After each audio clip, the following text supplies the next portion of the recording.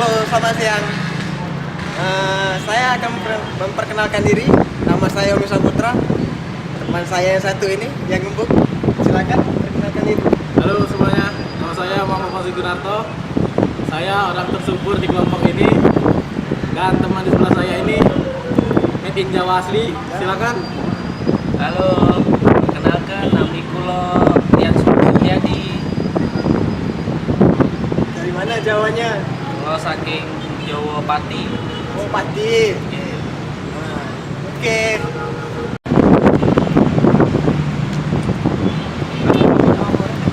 Nah, kami di sini akan membahas tentang pemecahan masalah dan pengambilan keputusan. Oke. Nah, jadi pengambilan keputusan itu diantaranya ada dua atau lebih alternatif. Nah, yang pertama itu proses pengambilan keputusan. Proses pengambilan keputusan itu terbagi atas identifikasi masalah, menyusun, menganalisis, dan memilih alternatif yang dapat memecahkan masalah, implementasi alternatif yang dipilih, dan evaluasi keaktifan keputusan.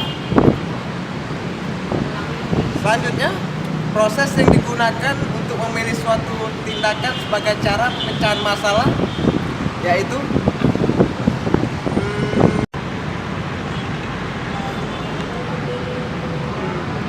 caranya yaitu dengan menemukan kesempatan. Kesempatan di sini adalah situasi yang terjadi ketika keadaan menawarkan peluang pada sebuah organisasi untuk melampaui sasaran dan tujuan yang telah dinyatakan. Caranya, langkah pertama yang harus diambil itu adalah menentukan identifikasi masalah. Masalah yang dihadapi yaitu dengan kesenjangan antara keadaan nyata dan keadaan yang dikehendaki. Karakteristiknya yang ada, masalah akan menjadi masalah jika manajer tidak sadar akan masalah itu sendiri. Masalah harus mampu menimbulkan tekanan bagi manajer untuk bertindak. Ketiga, manajer harus mempunyai otoritas, informasi, dan sumber daya yang dibutuhkan untuk memecahkan masalah. Deviasi dari pengalaman masa lalu. Selanjutnya, next. Orang lain sering membawa masalah kepada manajer. Prestasi pesaing dapat menciptakan situasi pemecahan masalah. Dan selanjutnya mungkin akan dijelaskan oleh Muhammad Fauzi, mas saya yang satu ini. Silakan. Ya, saya akan melanjutkan penjelasan dari teman saya Yomi Saputra. Di sini saya akan menjelaskan tentang langkah-langkah proses penemuan tersebut. Pertama adalah mengidentifikasi kriteria keputusan, memberikan bobot dan kriteria, menyusun alternatif, analisis alternatif, memilih sebuah alternatif, implementasi alternatif terpilih, dan evaluasi keaktifan keputusan. Pengambilan keputusan tersebut dibagi berdasarkan rasionalitas, yaitu adalah manajer membuat pilihan yang konsisten dan memaksimalkan nilai. Dengan keadaan tertentu, asumsi bagi pengambilan keputusan tersebut dibagi menjadi 4 bagian, yaitu rasional sempurna, objektif, dan logik. Yang kedua, secara hati-hati mengidentifikasikan masalah dan mengidentifikasikan semua alternatif. Berikutnya, mempunyai tujuan yang jelas dan spesifik dan memiliki alternatif yang akan memaksimalkan hasil bagi organisasi dan bukan kepentingan pribadi. Pengambilan keputusan tersebut dibagi menjadi 2 lagi, yaitu manajer membuat keputusan rasional tetapi dibatasi oleh kemampuan seseorang untuk memproses informasi. Bahwa yang berikutnya, konsep manajer mengambil keputusan yang paling logis yang mungkin dalam berbagai kendala berupa keterbatasan informasi dan kemampuan.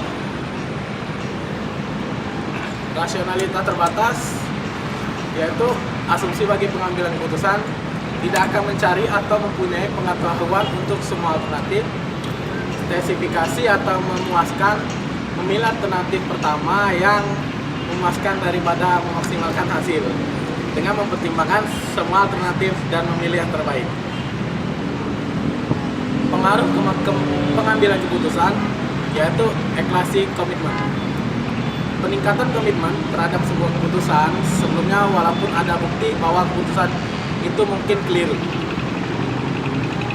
Dan peran intuisi yaitu adalah pengambilan keputusan berdasarkan intuisi. Proses pengambilan tersebut berdasarkan pengalaman dan pertimbangan yang sudah terkumpul.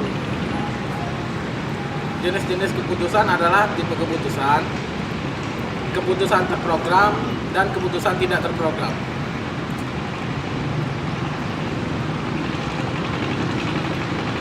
Masalah dan keputusan. Masalah yang terstruktur dibagi menjadi beberapa bagian, yaitu sasaran pengambilan keputusan jelas, masalahnya sudah dikenal, pernah terjadi sebelumnya. Informasi mengenai tersebut sudah didefinisikan dan lengkap. Keputusan yang terprogram adalah keputusan yang berulang yang dapat ditangani dengan pendekatan rutin. Penyelesaian masalah rutin yang ditetapkan dengan peraturan prosedur atau kebiasaan.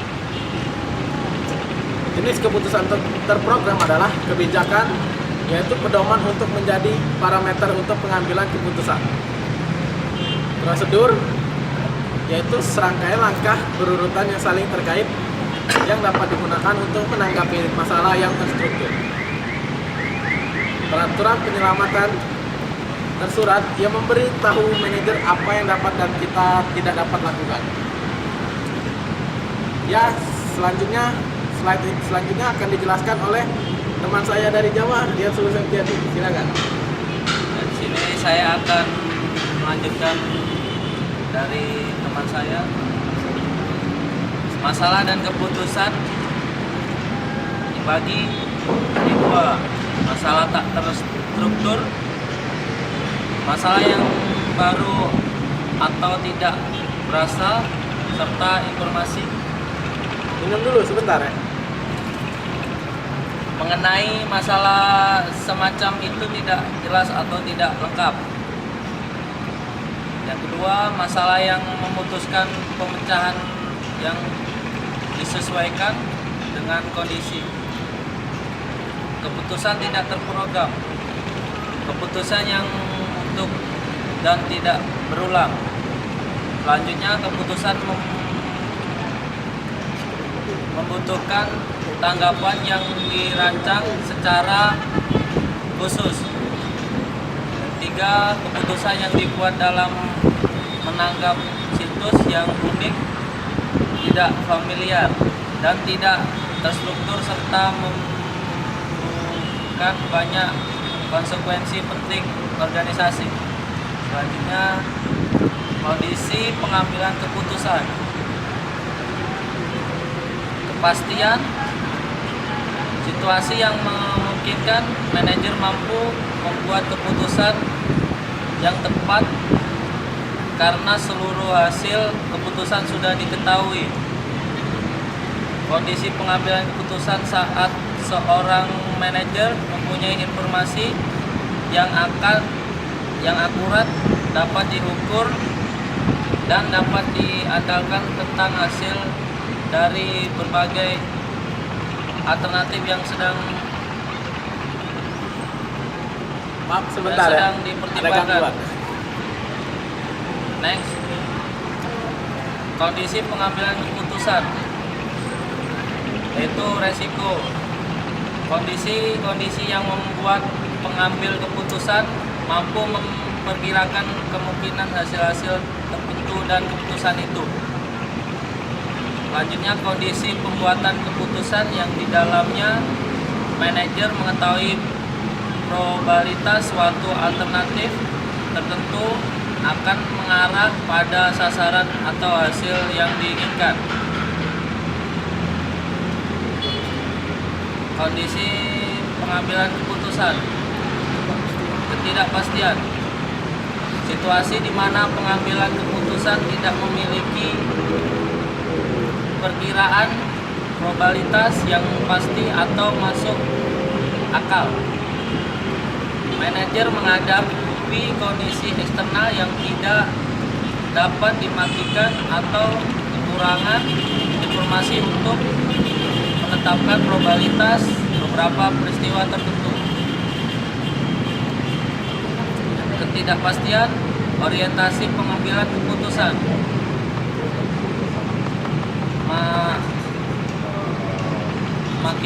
Maksimal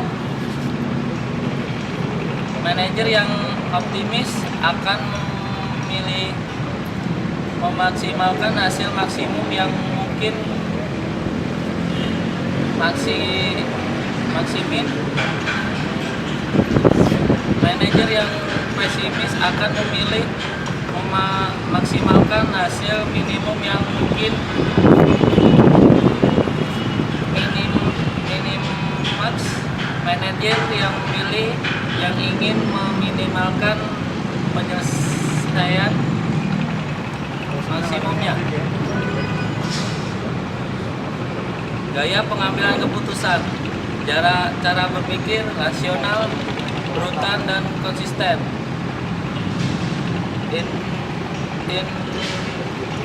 Intuisi kreatif dan unik. Toleransi terhadap ambiguitas. Toleransi rendah, mempunyai konsisten dan keteraturan. Toleransi tinggi, mampu memproses banyak pemikiran sekaligus. Tipe pengambil keputusan: 1. Mengarahkan, menggunakan informasi minimum dan mempertimbangkan sedikit alternatif. Analisis pengambilan keputusan yang berhati-hati dengan kepemimpinan untuk beradaptasi atau menghadapi situasi yang unik.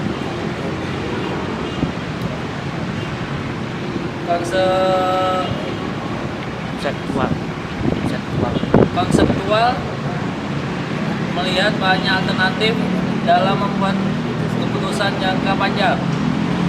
Next.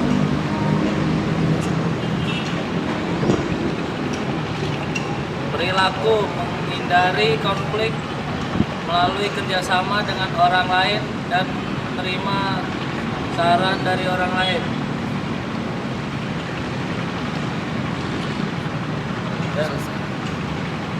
Bangun kawan. Sudah. Sudah. Oh sorry. Maaf. Nah itulah hasil presentasi dari kami. Mungkin waktu teman saya bicara mungkin Anda kurang mengerti. Kami mohon maaf ya.